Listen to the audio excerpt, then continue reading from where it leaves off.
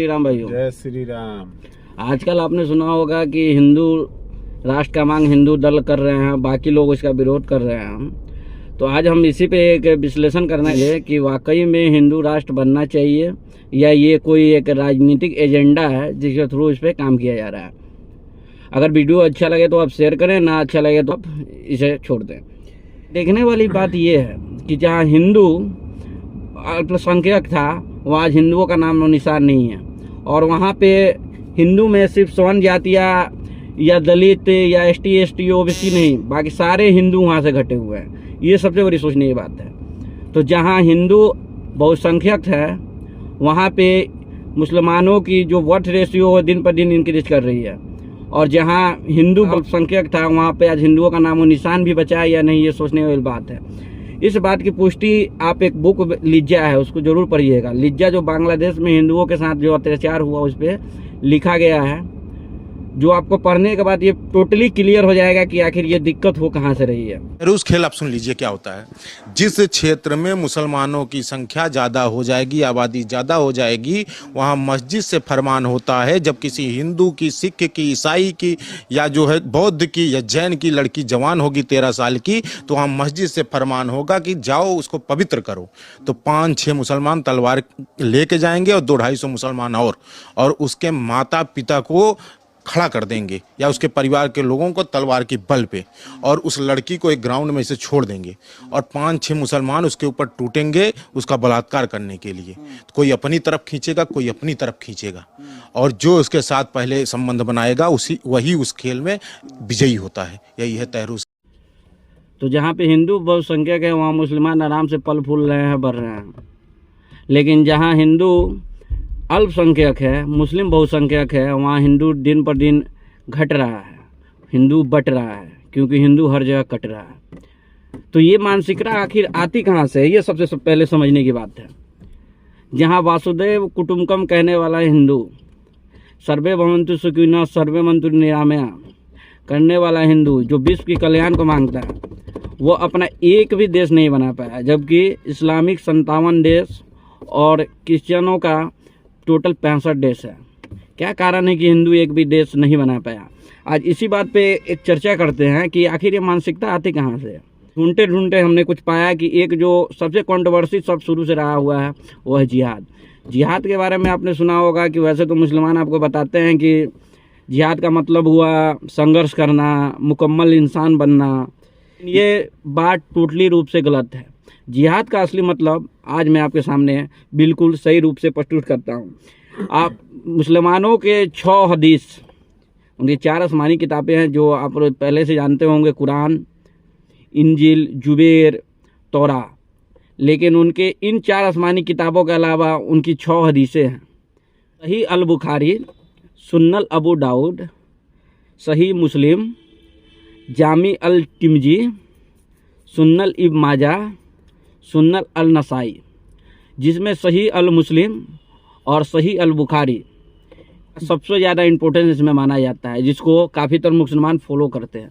उसी सही अल बुखारी के वॉल्यूम 4 चैप्टर 56 में आपको द कॉन्सेप्ट ऑफ जिहाद का एक चैप्टर मिलेगा, जिसको पढ़ने के बाद आप पूर्ण रूप से जान जाएंगे वाकई में जिहाद है क्या।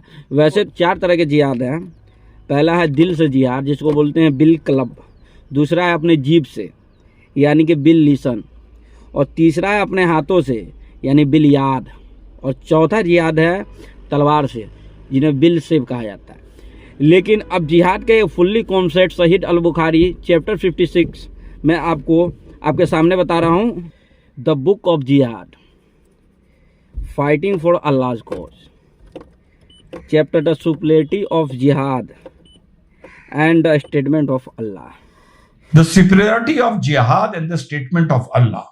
Allah has purchased for the believers their lives and their properties. Allah ने तुम्हारी हर चीज अपनी बना रखी है। For the price that there shall be the paradise. इस कीमत पर कि तुम्हें जन्नत मिलेगी। They fight in Allah's cause, so they kill and are killed.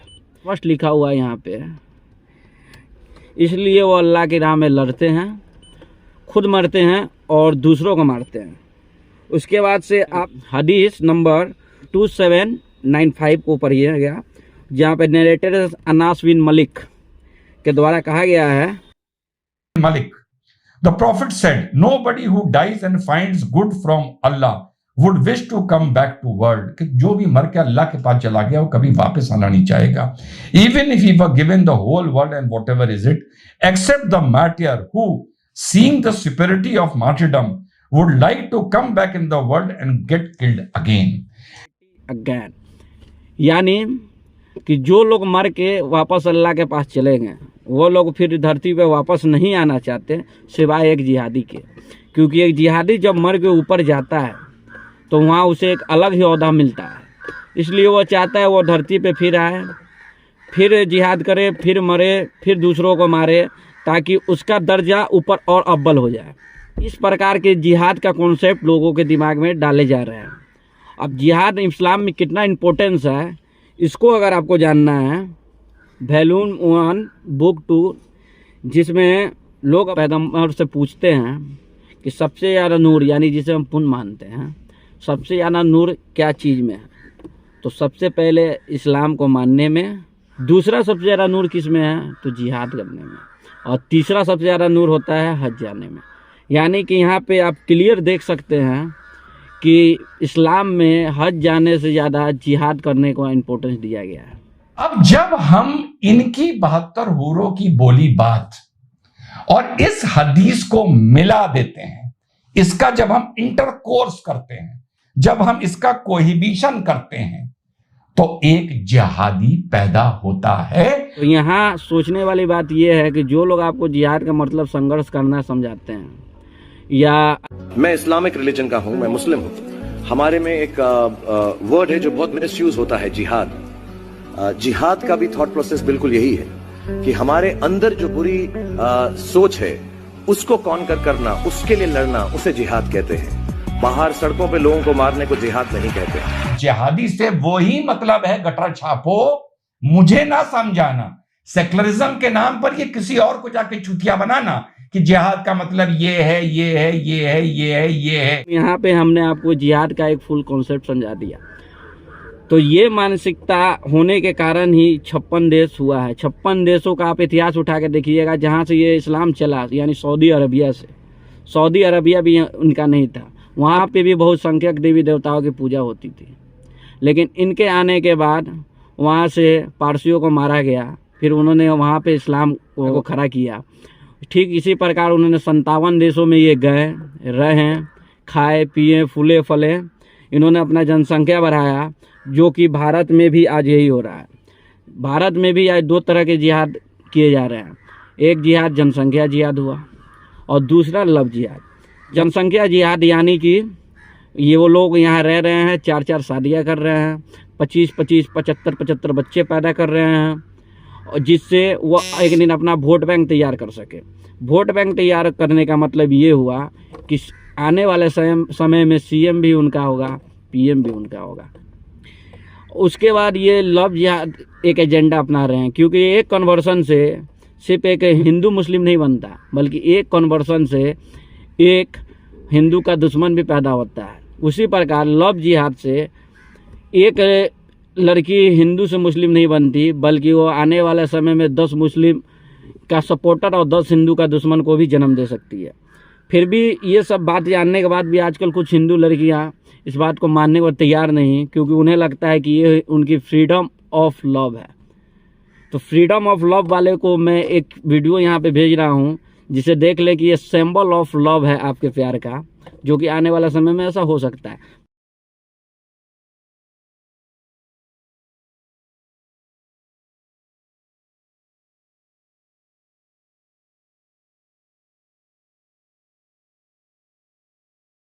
मान लीजिए ये आपके साथ ना भी हो, आपका प्यार सक्सेस भी हो जाए, तो आपके देखा देखी जो 10 और हिंदू लड़कियां लव जिहाद का शिकार बनेंगी, उनका क्या होगा, ये भी बात सोचने वाली बात है। इस बात को कोई पुष्टि नहीं कर सकता है कि अगर आपके साथ सही हुआ है तो उनके भी साथ सही होगा। इसलिए इम्पोर्टेंट है कि लव जिहाद, जनसंख्या जिहाद, कन्वर्सन पे पूर्ण रूप से रोक लगाया जाए। हाल ही में आई PFI का रिपोर्ट इस बात को एकदम क्लियर कर भी देती है, जो मैंने आपको बताया। 2047 तक भारत को मुस्लिम देश बनाना दरअसल मकसद था। 2047 में मुस्लिम और दलित समुदाय के साथ सत्ता परिवर्तन करना इनका मकसद था। गजवाए हिंद के जरिए भारत पर कब्जे का सपना था। युद्ध के जरिए काफिरों को जीतने का मिशन है गजवाए हिंद। भारत में इस्लाम को स्थापित करने का युद्ध चला रहे थे दरअसल ये, और फुलवारी शरीफ से मिले दस्तावेजों से यह बड़ा खुलासा हुआ। अब 2047 नाम से पीएफआई की बाकायदा एक बुकलेट मिली।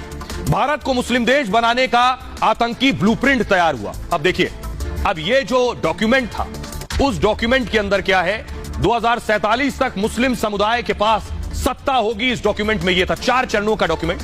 जीत के लिए बहुसंख्यक होने की जरूरत भी नहीं है।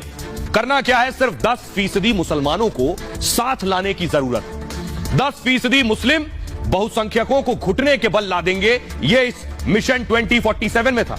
4 चरणों में इस्लामिक शासन का सपना पूरा होगा। अब देखिए जरा, पहला चरण क्या कहता है। पहला चरण कहता है पीएफआई, पहले पीएफआई के झंडे के नीचे मुसलमानों को एकजुट करा जाए। मुसलमानों को हथियार चलाने का प्रशिक्षण देना होगा पहले फेज में। उसके बाद आएगा दूसरा चरण, जब सब ट्रेंड हो जाएंगे हथियार चलाने। दूसरा चरण यह है, हिंसा का सीमित इस्तेमाल किया जाएगा। ज्यादा हिंसा नहीं, लिमिटेड हिंसा होगी। हिंसा के जरिए बहुसंख्यकों को आतंकित करना होगा, वो डर जाएं, खौफ में। अच्छे सिपाही को बम चलाने की भी ट्रेनिंग दी जाएगी।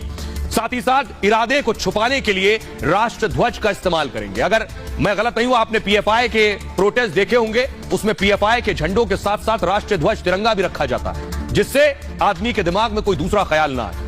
दूसरे चरण में था कार्यपालिका और न्यायपालिका में घुसपैठ करना होगा और ज्यादा से ज्यादा जानकारी भी जुटानी होगी। यह था दूसरा चरण। अब आएगा तीसरा चरण, एससी एसटी ओबीसी से गठजोड़ करना होगा। आरएसएस और पिछड़े वर्ग में ज्यादा बड़ी दरार पैदा करनी होगी, उस दरार को और बढ़ाना होगा। आरएसएस को सवर्ण जातियों के पक्षधर के तौर पर दिखाएं कि आरएसएस जो है ये अगड़ों का संगठन है, अगड़ी जातियों का। सेक्युलर पार्टियों को भी बदनाम करना होगा और मुस्लिमों और एससी एसटी ओबीसी को अपनी पार्टी बनानी होगी। तीसरी चरण में हथियारों का स्टॉक बढ़ाया जाएगा। ट्रेंड पहले चरण में किया जा चुका है। अब आएगा चौथा चरण, पीएफआई की जो अहमियत है इसे और बढ़ाना होगा। पीएफआई को मुस्लिमों का निर्विवाद संगठन बनाना होगा। अन्य इस्लामिक संगठन किनारे कर दिए जाएंगे उसके बाद, और 50% एससी एसटी ओबीसी का भी विश्वास हासिल किया जाएगा। तब राष्ट्रीय स्तर पर सत्ता हासिल करना आसान होगा और सत्ता के बाद सरकारी तंत्र में अपने लोगों को भेजना होगा। डीएफआई क्या करता था, असली मुसलमान बनने का संदेश भेज रहा था कि आप जो हैं हिंदुस्तान में रहते हैं, आप असली मुसलमान नहीं हैं। और कैसे बनेंगे असली मुसलमान? मुस्लिमों पर जुल्म की झूठी कहानी बनाई कि बहुत जुल्म हो रहा है, बहुत सताए जा रहे हैं, बहुत दबाए जा रहे हैं। मुसलमानों को डरा कर गुमराह कर रहे थे दरअसल, और भारत में मुसलमानों को असुरक्षित बता रहे थे कि मुसलमान बहुत असुरक्षित है। हिंदुओं से मुसलमानों को खतरा बता रहे थे। साथ ही साथ आरएसएस को बदनाम करने की भी साजिश थी कि आरएसएस को बदनाम किया जाए और देश की 60% जो आबादी है उसे आरएसएस के खिलाफ खड़ा कर दिया जाए। पीएफआई ने युवाओं को आतंकी बनने के लिए उकसाया। न सिर्फ उकसाया, मजहब के नाम पर जिहाद के लिए भी उकसा रहे थे ये लोग। धर्म परिवर्तन को लेकर पीएफआई का खुला ऑफर था। हिंदू युवतियों से शादी करने पर बाकायदा एक घर का वादा, यह साजिश थी। दुकान के साथ नकद मुहैया कराने का झांसा भी दिया जा रहा था। पैसों का लालच देकर धर्मांतरण कराना भी इनके एजेंडे में था। ग्रामीण इलाकों की युवतियों को बनाते थे ये टारगेट, और लव जिहाद, धर्मांतरण की बाकायदा ट्रेनिंग दी जाती थी। ये सब कुछ चल रहा था और सोशल मीडिया के जरिए लोगों को भड़का भी रहे थे ये लोग। व्हाट्सएप ग्रुप बनाकर भड़काऊ मैसेज भेजे जा रहे थे साथ ही साथ। तो ये सब बात, इस बात को क्लियर कॉन्सेप्ट जो मैंने आपको आज बताया कि हिंदू इसलिए जरूरी है, इस बात पर एकदम परफेक्ट लगता है कि इनकी मानसिकता यही है। दुश्मन सिर्फ बॉर्डर के उस पार नहीं होता, घर के अंदर भी होता है। घुन दीमक बन के जीता है। वीर भोग्य वसुंधरा, ये मेरा लक्ष्य है। लेकिन हिंदुओं में गद्दार होते हैं, और एक गद्दार आज भी खुला घूम रहा है जो हिंदुओं को बांटने का काम कर रहा है, हिंदुओं को तोड़ रहा है, जातियों में तोड़े जा रहा है। जबकि जाति प्रथा हिंदू में है ही नहीं। हिंदू में वर्ण व्यवस्था है। जाति व्यवस्था और वर्ण व्यवस्था में मैं अलग वीडियो बनाऊंगा, नहीं तो ये बहुत बड़ा वीडियो हो जाएगा। तो हिंदुओं में को जो आज तोड़ रहे हैं, ये जो गद्दार हैं, इनसे आपको सतर्क रहना है। हिंदुओं को बदनाम करने के लिए एक मीम्स की तरह उनका यूज किया गया है। जैसे कि आपने देखा होगा कि यूट्यूब के जो ओरिजिनल वीडियो हैं उसमें से छोटी छोटी क्लिप काट काट के लोगों को बदनाम किया जाता था। इसी प्रकार हिंदू धर्म में से अच्छी अच्छी बातों को काट काट के छोटे छोटे मीम्स बना के इसको बदनाम करने का साजिश किया गया। इसलिए इतिहास गवाह के हिंदुओं में गद्दार शुरू से होते रहे हैं, इसलिए ऐसे गद्दारों से बच के रहें। इनके चक्कर में ना है, जो आपको जातियों में तोड़ेंगे, हिंदुओं को आपस में बांटेंगे, ऐसे लोगों से आपको बच के रहना है, सेव रहें। हदीस के बारे में सुना, मैं आपको कुरान की कुछ आयतें भी बता दे रहा हूँ, जिससे आपको पता चले कि ये लोग कितने सेकुलर हैं और हम इनके लिए कितना सेकुलर हैं। भाईचारा में भाई कौन है और चारा कौन है। अल बकरा चैप्टर सूरा 2 में आयत नंबर 221 में लिखा हुआ, जब तक कोई इस्लाम कबूल ना करे उससे शादी नहीं करना चाहिए। अल बकरा 223 में औरत को खेती बताया गया है। उसी प्रकार 230 हलाला, इसके बारे में भी बताया गया है। उसके बाद अल-निसा सूरा 4, यतीम औरतों से 2, 3, 4 जितनी मर्जी शादियाँ करनी है कर लो, जायज़ है। कोई औरत अगर बदगानी करे 4 लोगों की गवाही लेके उसे रूम में बंद कर दो, जब तक कि मौत उसे उठा कर ना ले जाए। तो जितने भी लव जिहाद में पढ़ने वाली लड़कियां हैं, इस बात को आप जरूर ध्यान से सुने। आयत 89-91, दूसरों से दोस्ती ना करें, उसे इस्लाम के बारे में समझाएं, फिर भी अगर वो पीठ दिखाए तो उसका कत्ल करें। यह है भाईचारा। चैप्टर अल-माइदा सूरा 5 आयत 35, जिहाद करो कामयाबी हासिल करो। इसी चैप्टर का आयत 51, यहूदियों और ईसाइयों से भी दोस्ती मत करो, यानी कि काफिरों से भी मत करो, यहूदियों से भी मत करो, ईसाइयों से भी मत करो, सिर्फ जो इस्लाम कबूल करता है उनसे दोस्ती करो। इतने सेकुलर हैं ये लोग। तो इन सब बातों को आप देखें, ध्यान दें। वैसे कुरान की आयतें के बारे में आपको बताना शुरू करूंगा तो ये वीडियो बहुत लंबा चला जाएगा, इस पर कभी स्पेशली एक वीडियो बनाया जाएगा। लेकिन फ़िलहाल आपको इतना समझना जरूरी था कि ये लोग कितने सेकुलर हैं और हमारे भाईचारा में कौन हमारा भाई है और कौन चाहते हैं कि हिंदू तो बचा रहे, भगवा बचा रहे, हमारे घर पे राम कृष्ण की पूजा होती रहे। तो आज मैं जो बातें बता रहा हूँ वो बातें आप अपने दिल और दिमाग में बैठा कर अपने जीवन में ज़रूर उतारें। सबसे पहले हिंदू हैं तो हिंदू बन के दिखाएं, मंदिर जाना शुरू करें ताकि हम सब एक जगह इकट्ठा हो सकें। और आप नहीं जा सकते तो ये आपको सीखने की ज़रूरत है। कम से कम मंगलवार को सुबह या शाम को पुरुष लोग जाना शुरू करें, बृहस्पतिवार को महिलाएं जाना शुरू करें। पुरुष अपने हाथ पे या महिला जो भी हो अपने हाथ पे रक्षा सूत्र और माथे पे तिलक लगाना जरूर शुरू करें। अपने घर के आगे एक तरफ भगवा और एक तरफ तिरंगा झंडा लगाना जरूर शुरू करें। और साथ में अगर हो सके तो सप्ताह में एक दिन, अगर पुरुष चाहे तो मंगलवार को भगवा कपड़ा पहने और महिलाएं चाहे तो बृहस्पतिवार को भगवा कपड़ा पहने। ये करने से दिखेगा कि हिंदू जागृत हो रहा है। और उसके बाद सबसे बड़ी बात कि हम लोग हलाल मीट खाना बंद कर दें, क्योंकि एक मुसलमान को आप कितना भी फोर्स कर दिया, कितनी भी बड़ी लालच दे कि वो झटका मीट खा ले, वो कभी नहीं खा सकता। आप ये ट्रायल करके देख लेना। इसलिए या तो अच्छा है कि आप मीट खाना ही बंद कर दें, अगर मीट खा भी रहे हैं तो हलाल खाना बंद कर दें, जागरूक बने। और जहाँ तक भी आपको कोई लड़की लव जिहाद का शिकार होते हुए नजर आए तो उसके फैमिली में पुलिस को भी आप इन्फॉर्म जरूर करें, ताकि लव जिहाद का कोई वारदात ना हो। एक दो का मान लो सही हो भी गया तो इसकी क्या गारंटी है कि जितने भी लव जिहाद के आंकड़े होंगे वो सही होंगे। और सबसे इम्पोर्टेंट बात, एक हिंदू के दुकान से ही सामान खरीदना शुरू करें, ताकि अगर हिंदू के दुकान से सामान खरीदेगा हिंदू ही पलेगा बढ़ेगा। अगर हम दूसरे जगह खरीदते हैं तो एक बात हमेशा याद रखें, मुस्लिम वही अच्छे जिनके 2 है बच्चे, जिनके बीवी होगी 4, बच्चे होंगे 75, यकीनन वो एक नाव पे चलाएंगे ईंटों पत्थर। इस बात को अपने दिमाग में आप सेट कर ले। जय श्री राम।